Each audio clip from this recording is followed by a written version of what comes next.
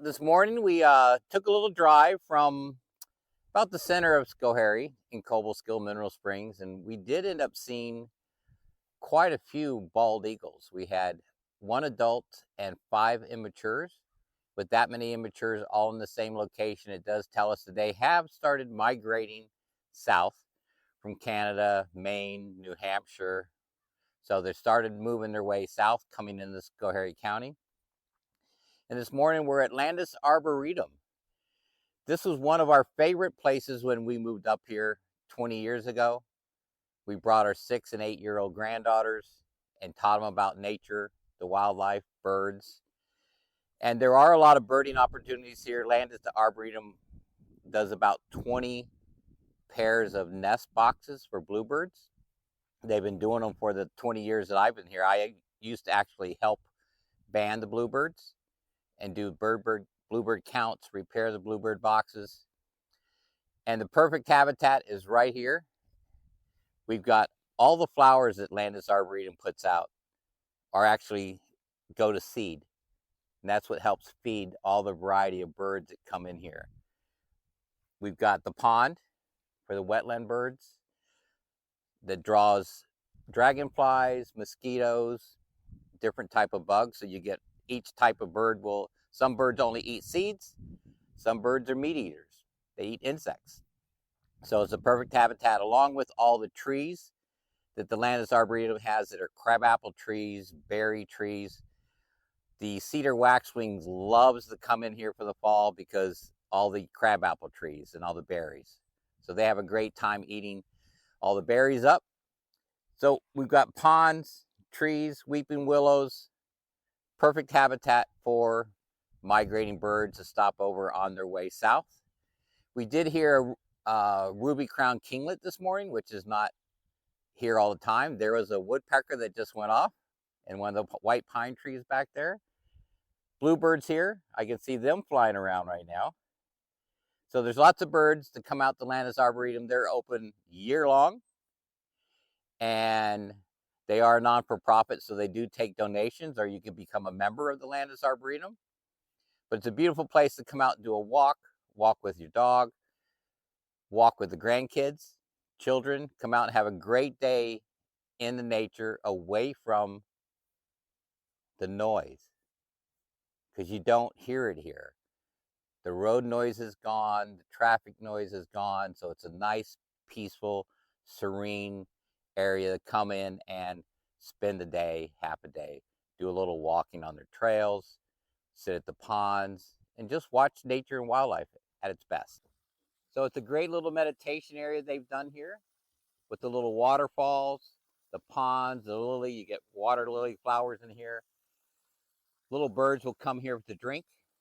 Small animals will come to drink. Even large birds, a great blue heron will show up here. And but they have 1, 2, 3 larger ponds here. And I've photographed anything from wood ducks, Canada geese, great blue herons, little green herons. All do come into this area and kind of hang around for a while the water's here before it freezes. And this is one of the areas the bluebirds are in too. And as you get closer to the softwoods, the trees, you'll get more variety of birds. And I have photographed everything here from hawks to barred owls, great horned owls, rose-breasted grosbeaks, the goldfinches, nuthatches, probably 5 different species of woodpeckers. Everything from the pileated, the downy, the hairy, the northern flicker. So those are some of the ones that you can see here. The woodpeckers in the trees. And it's a great area because they do leave some of the dead standing trees, which are where birds will nest. So that's one of the places you want to look if you're out starting your birding is look for a dead tree. And look in the dead tree. That way you might see the holes where they're nesting.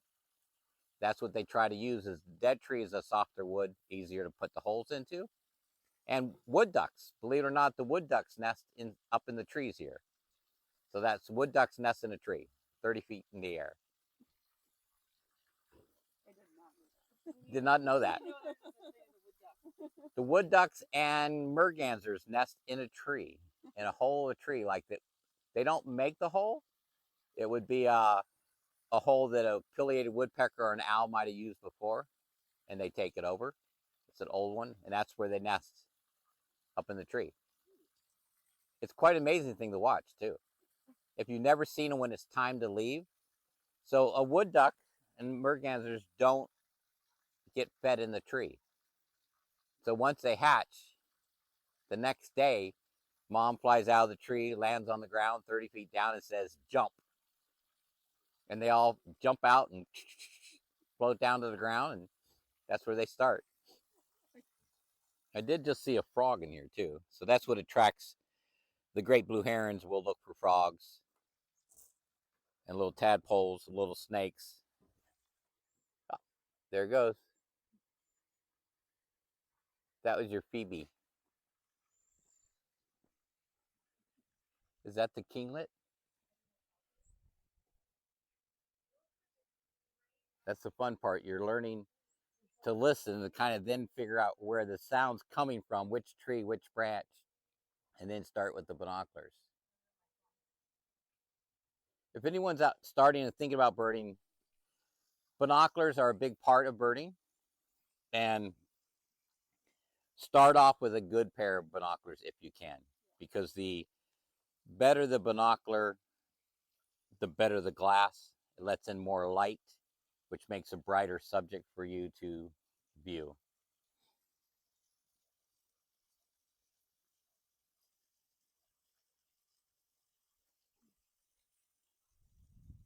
I'm trying to figure out that bird. I can hear it.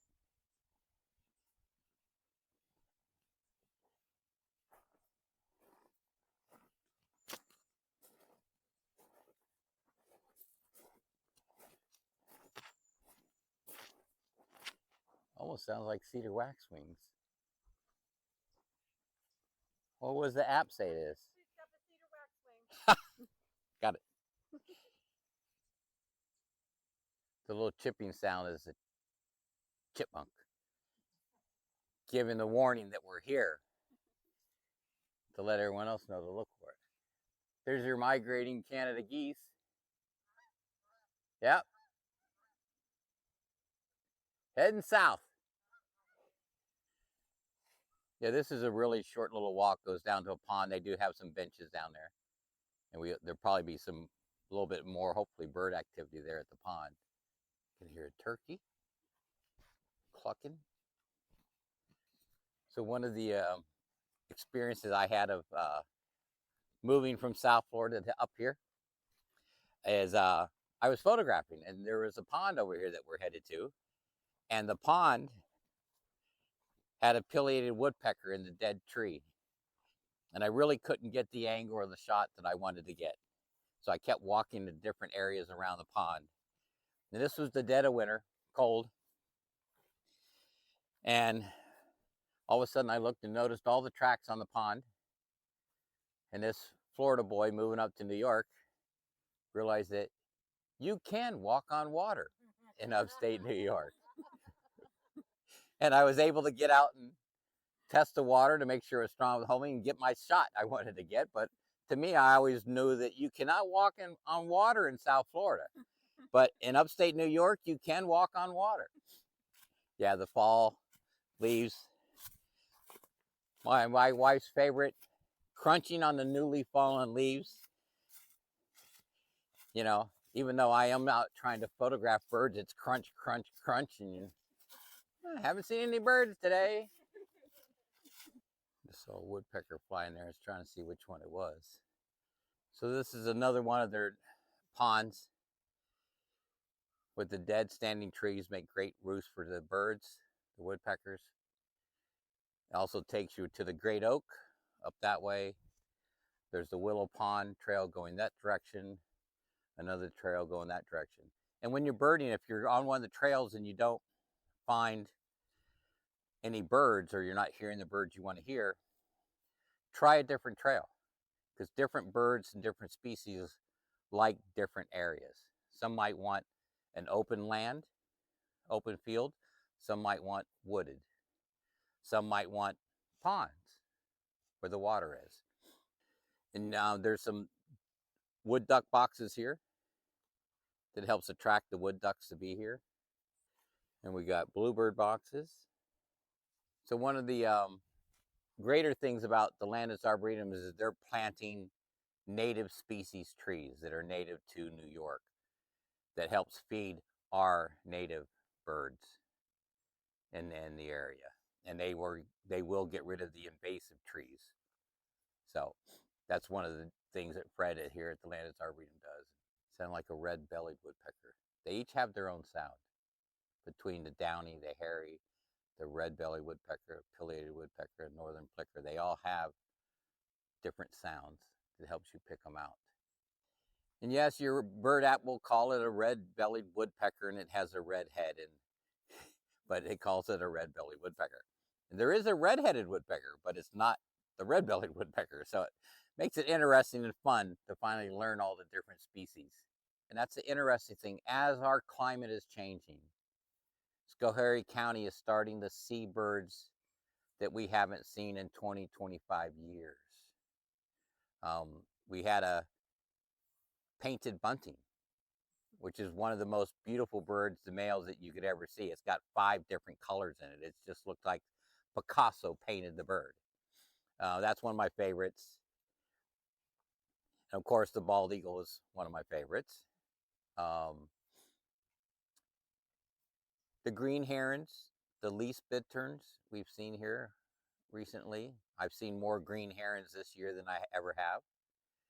We're now starting to see great white egrets in the county.